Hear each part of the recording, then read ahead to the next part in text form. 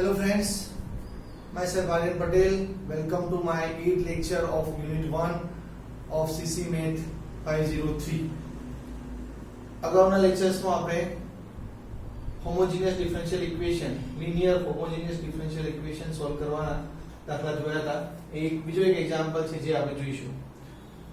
So we reduce the solution of this equation d minus lambda 1 square y is equal to 0 from that of this equation. તો આ equation પરથી આ ઇક્વેશનના from that of એનો મતલબ કે આ differential ઇક્વેશનના solution પરથી આનું સોલ્યુશન મેળવવાનું છે. હવે આનું સોલ્યુશન તો આપણે જાણીએ છીએ, તો પહેલા શું લખીશું? The general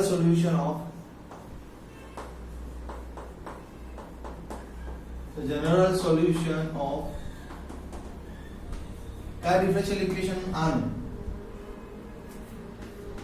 d minus lambda 1 into d minus lambda 2 y is equal to 0 is, चलो આનું આપણું સોલ્યુશન તો જાણીએ છીએ, હે ને? અગાઉ તમે થિયરી જોઈ ગયા છો. તો y is equal to શું સોલ્યુશન છે? a e raised to એક રૂટ લેમ્ડા 1 છે, તો એના આધારે શું લખાય? e raised to lambda 1x અને બીજું રૂટ લેમ્ડા 2 મળશે ઓક્સિલરી ઇક્વેશન, એટલે શું લખાશે? b raised to lambda 2x થશે. તો આ આપણે જાણીએ છીએ, અગાઉની થિયરીની અંદર આપણે સાબિત કર્યું હતું કે આવું ડિફરન્શિયલ ઇક્વેશન હોય તો એનું ઓક્સિલરી ઇક્વેશનના રૂટ કયા હશે? લેમ્ડા 1 અને લેમ્ડા 2. માટે એનું જનરલ સોલ્યુશન આવું દેખાતું હશે: e raised to lambda 1x b raised to lambda 2x. હવે આપણે કરવાનું શું છે? તો આના સોલ્યુશન એટલે કે આના પરથી આનું સોલ્યુશન લખવાનું છે. ચલો હું છેલ્લે આનું સોલ્યુશન મેળવવાનું છે, એટલે છેલ્લે તમારે મેળવવાનું શું છે? તો છેલ્લે તમારે મેળવવાનું છે y આનું સોલ્યુશન કેવું હોય? તો અહીં લેમ્ડા 1 રૂટ ઓક્સિલરી ઇક્વેશન નું લેમ્ડા 1 રૂટ મળશે, જે કેટલી વખત મળશે? 2 વખત. તો અહીં સોલ્યુશન નો પ્રકાર કેવો હશે? e raised to lambda 1x into e1x વત્તા b1 સ્વરૂપ હશે, કારણ કે 2 વખત મળે છે ને. રૂટ કેટલી વખત મળે છે? અહીં લેમ્ડા 1 2 વખત મળે છે, તો e raised to lambda 1x into a1x વત્તા b1. એનો મતલબ કે અહીંથી શરૂ કરવાનું y બરાબર અને y બરાબર a લાવવાનું, એટલે કે તમારે આના પર મોડિફિકેશન કરીને અહીં સુધી પહોંચવાનું છે. તો શું કઈ રીતે આપણે મોડિફિકેશન કરીશું તો પહોંચશું? તો જો એક આ ડિફરન્શિયલ ઇક્વેશન અને આ ડિફરન્શિયલ ઇક્વેશનમાં શું રિલેશન છે? તો જો આ ડિફરન્શિયલ ઇક્વેશન ની અંદર d λ1 d λ2 y 0 છે, અહીં d λ1 નો સ્ક્વેર છે. તો અહીં ખાલી જો λ2 ટેન્ડ્સ ટુ λ1 લઉં, આપણી પાસે અહીં આ ડિફરન્શિયલ ઇક્વેશન છે. કયું? હું અહીં તમને લખવા સમજાવું. d λ1y d λ2y ના સોલ્યુશન પરથી આ ડિફરન્શિયલ ઇક્વેશન ના સોલ્યુશન પરથી કોનું સોલ્યુશન મેળવવાનું છે? d λ1 સ્ક્વેર y 0 નું સોલ્યુશન મેળવવાનું છે. તો શું કરવું જોઈએ? તો આ ડિફરન્શિયલ ઇક્વેશનમાં શું કનેક્શન છે? તો તમે અહીં λ2 ટેન્ડ્સ ટુ λ1 લો. શું લેવાનું છે? λ2 ટેન્ડ્સ ટુ λ1 લો તો તમને આ ડિફરન્શિયલ ઇક્વેશન મળે. આ ડિફરન્શિયલ ઇક્વેશનમાં શું કરવાનું છે? λ2 ટેન્ડ્સ ટુ λ1 લો તો તમને આ ડિફરન્શિયલ ઇક્વેશન મળે. તો કનેક્શન કયું છે? λ2 ટેન્ડ્સ ટુ λ1 જવું પડે. તો તમારે એ પ્રકારે અહીં તમે λ2 ટેન્ડ્સ ટુ λ1 લઈને તમારું સોલ્યુશન આવા સ્વરૂપમાં લાવો, કારણ કે તમારું ડિફરન્શિયલ ઇક્વેશન આના સોલ્યુશન પરથી આના સોલ્યુશન પર જવું હોય તો તમારે શું કરવું પડે? λ2 ટેન્ડ્સ ટુ λ1 લેવા પડે. ઓકે, તો ચલો એ પ્રકારની પ્રોસેસમાં આપણે આગળ વધીએ. તો પહેલું સ્ટેપ શું કરીશું? અહીંથી તો e raised to λ2x ને હું સાઈડમાં લઈ લઉં. તો અંદર વધશે શું? તો in bracket a e raised to અહીં કેટલા લખીશું આપણે? λ1 λ2x લખીશું, હે ને? because e raised to λ2x બાજુમાં આવશે ને, અહીંથી e raised to λ2x નીકળી ગયા છે તો only b વધશે. તો પહેલું સ્ટેપ આ છે. હવે અહીં આગળ e raised to λ2x છે. હવે જો અહીં λ2x છે, e raised to λ1x લાવવાનું છે તો એ તો આવી જશે, because λ2 ટેન્ડ્સ ટુ λ1 તમે લેવાના જ છો, એટલે એ તો આવી જશે. હવે જે અંદરની વાત છે ત્યાં તમારી પાસે કેવું સ્વરૂપ આવવું જોઈએ? a1x b1 સ્વરૂપ આવવું જોઈએ. હવે a1x b1 એટલે કે x એન્ટ્રી મારવી જોઈએ. અહીં x છે કોઈ જગ્યાએ? x નથી, તો હું x ની એન્ટ્રી કરું છું, હે ને? તો ax લખું, x ની અંદર એન્ટ્રી કરું છું તો ax લખું છું. તો x અંદર એન્ટર કરે તો ભાગવા પડે ને, તો e raised to λ1 λ2 x divided by શું લખીશ x લખીશ પ્લસ b. તો પહેલું કામ અંદર x અહીં મલ્ટીપ્લાય કરે x ડિવાઇડ કરે બીકોઝ અહીં મારી પાસે કોન્સ્ટન્ટ ની બાજુમાં x છે હે ને, તો એવું સ્વરૂપ લાવવા માટે આવું કર્યું. હવે આગળ જતા તમારે શું કરવું પડે, તો e⁻²x અહીં x આવી ગયા છે, તો અહીં તમારી પાસે જવાબ કેટલો થવો જોઈએ, ટેન્ડ્સ ટુ 1 થવો જોઈએ. તો e સમથિંગ છે ને નીચે x છે, તો આ ટેન્ડ્સ ટુ 1 કરવા છે, તો એ ટેન્ડ્સ ટુ 1 કરવા છે તો આપણી પાસે e સમથિંગ વાળી ફોર્મ્યુલા છે. જો આવી આ તમે હું રફ વર્કમાં સમજાવું તમને. e⁻1 ભાગ્યા h હોય અને તમે જો લિમિટ h ટેન્ડ્સ ટુ 0 લો તો આનો જવાબ કેટલો થાય છે, 1 થાય છે. આપણે જાણીએ છીએ કેટલો થાય 1. પણ એના માટે શું હોવું જોઈએ, e જે ઉપર h છે એ h નીચે હોવા જોઈએ અને એ h ટેન્ડ્સ ટુ 0 થવા જોઈએ, તો એનો આન્સર 1 થાય. તો e⁻1 પહેલા સ્વરૂપ હોવું જોઈએ, નીચે h હોવા જોઈએ હે ને. e⁻h ઉપર જો હોય તો h નીચે હોવા જોઈએ. h ની જગ્યાએ કોણ છે, λ1 - λ2x છે, તો નીચે λ1 - λ2x જોઈએ.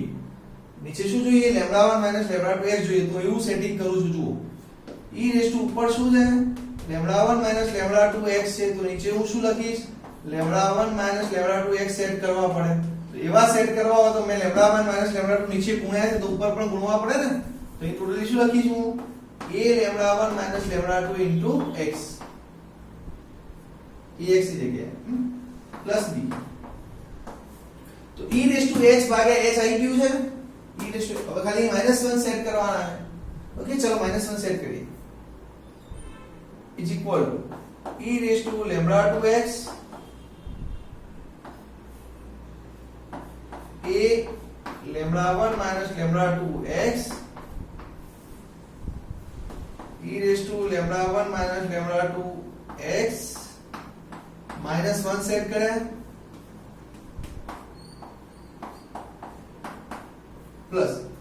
હવે જો હું -1 અહીં મૂકું છું એનો મતલબ કે હું કંઈક એડ કરી રહ્યો છું. જુઓ અહીં -1 મૂક્યા છે તો અહીં કેટલું ટર્મ એડ થયું કહેવાય, આ ઇન્ટુ આ અને આ ગુણ્યા આ એટલું એડ થયું, એટલે કે a * λ1 - λ2x into 1 divided by આ આટલું ટર્મ તમારું એડ થયું. એનો મતલબ કે કેટલા એડ થયા ચેક કરો. જો આને આની સાથે ગુણો 1 લવ1 - λ2x સાથે ગુણો તો જો λ1 - λ2x જવાના છે તો શું એડ થયું કહેવાય, -a એડ થયા કહેવાય. શું એડ થયું કહેવાય, -a એડ થયા કહેવાય. તો એટલે આપણે અહીં કેટલા મૂકવા પડે, એ તો છે નહીં ને આપણે તો -a વધારાના તમારા મૂકાય, એનો મતલબ કે મારી બાજુમાં +a કરવા પડે પ્લસ b જે હતા છે. ફરીથી સમજાવું છું, અહીં મેં -1 મૂક્યા છે એનો મતલબ કે મેં કયું ટર્મ મૂક્યું કહેવાય, a * λ1 - λ2x ઇન્ટુ 1 / λ1 - λ2x વાળો મૂક્યું કહેવાય. પણ આનો ગુણાકાર કરો ચલો તો શું મૂક્યું કહેવાય, આ તો કેન્સલ થઈ જાય ને આની સાથે ગુણીએ તો -a વધે છે, એટલે કે તમે -a અહીં એડ કર્યા કહેવાય. તો મારે +a બાજુમાં મૂકવા પડે. તમે +a બાજુમાં મૂક્યા.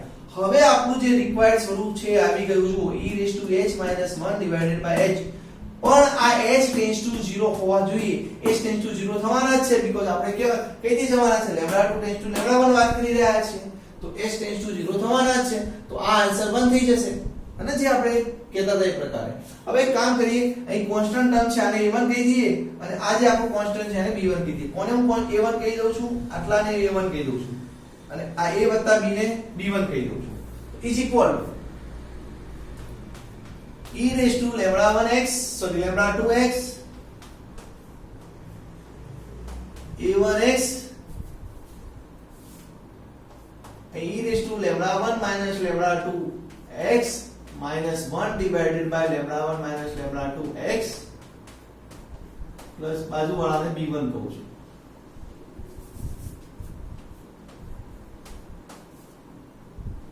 વેલ a1 કોને કયા છે મેં, a into λ1 minus λ2 અને b1 કોને કયા છે, a plus b ને મેં b1 કયા છે. હવે અહીં બે વસ્તુ જોઈ લઈએ કે નોટ ધેટ. હવે આપણે શું વાત કરવાની છે, λ2 ટેન્ડ્સ ટુ λ1 લેવાના છે, જે આપણો આઈડિયા હતો એ પ્રમાણે, હે ને. કારણ કે લેમ્ડા 2 ટેન્ડ્સ ટુ લેમ્ડા 1 થાવ ત્યારે જ આ ઇક્વેશનમાં કન્વર્ટ થાય. તો note that if lambda 2 tends to lambda 1, then આ ઇક્વેશન માં કન્વર્ટ થાય. પહેલું કામ આ થાય. d minus lambda 1 d minus lambda 2 tends to 0 is equal to 0 implies આ ઇક્વેશન પરથી કયું ઇક્વેશન મળે તમને? આ ઇક્વેશન મળે ને, આ હકીકત છે. Sorry y. તો આ લઈએ તો આ ઇક્વેશન પરથી આ ઇક્વેશન મળે. અને બીજી ફેક્ટ શું છે? ઓલસો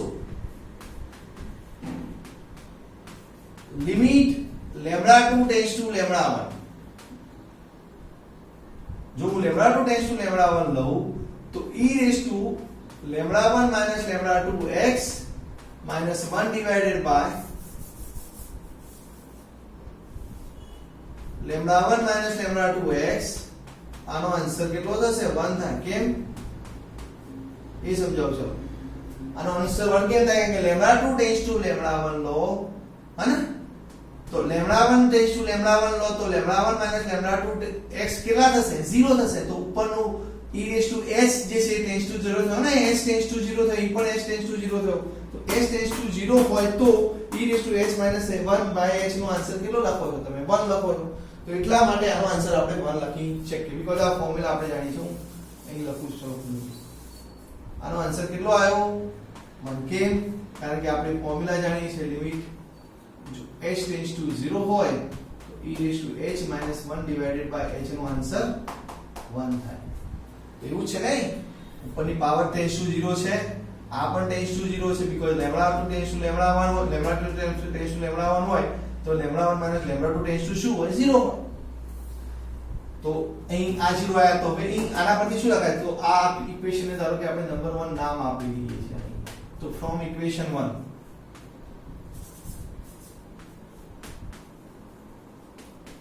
આપણને શું મળશે? આ મળશે ને. જો y is equal to lambda 2 tends to lambda 1 લો છો એનો મતલબ કે શું થશે? e raised to lambda 1x થશે, હે ને?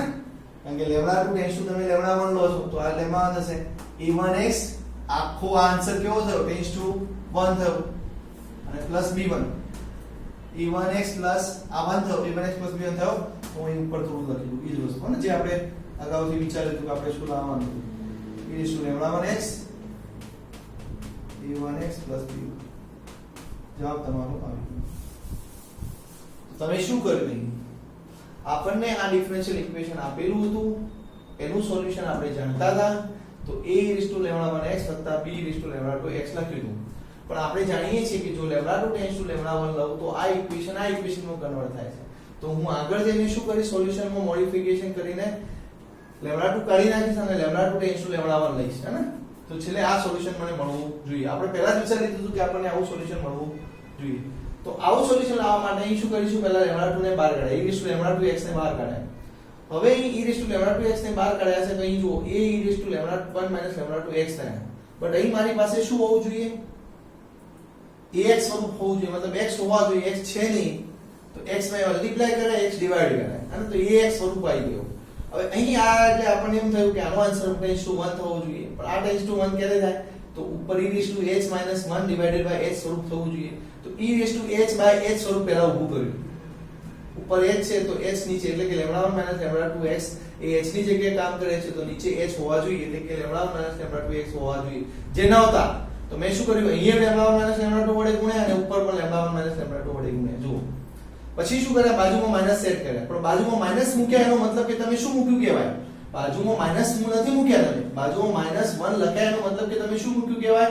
a into lambda 1 minus lambda 2x into 1 upon lambda 1 minus lambda 2x મૂક્યા કહેવાય. એનો મતલબ કે આ કેન્સલ કરો તો શું વધે? માઈનસ a મૂક્યા કહેવાય. તો માઈનસ a વધારાના મૂક્યા ને તો એ તમારે પ્લસ કરીને કાઢી નાખવા પડે. તો પ્લસ a કરે અને છેલ્લે b તો હતા. હવે એ જે કોન્સ્ટન્ટ છે એને નામ આપે. આને a1 કહો આને b1 કહો. પછી આપણે આપણી વાત કરી જે આપણે અગાઉ વિચારી હતી કે lambda 2 tends to lambda 1 હોય તો આપણું આ ઇક્વેશન એ આ ઇક્વેશનમાં કન્વર્ટ થાય છે. અને lambda 2 tends to lambda 1 હોય તો ઉપરની પાવર tends to 0 થાય છે, આ પણ tends to 0 થાય છે. e raised to h minus 1 by h જેવું સ્વરૂપ થયું અને જે h tends to 0 થાય છે. સો આનો આન્સર કેટલો લખી શકાય? 1 લખી શકાય. તો અહીં 1 લખાય. તો આ આના પરથી આન્સર કયો લખાય? આ y જતો ને તમારો પણ ત્યાં લેમ્ડા 2 ટેન્ડ્સ ટુ લેમ્ડા 1 લીધા તો શું લખાય e rays two lambda 1x a1x આનો આન્સર ટેન્ડ્સ ટુ 1 થયો પ્લસ b1 તો આન્સર તમારો આવી ગયો જોઈ લો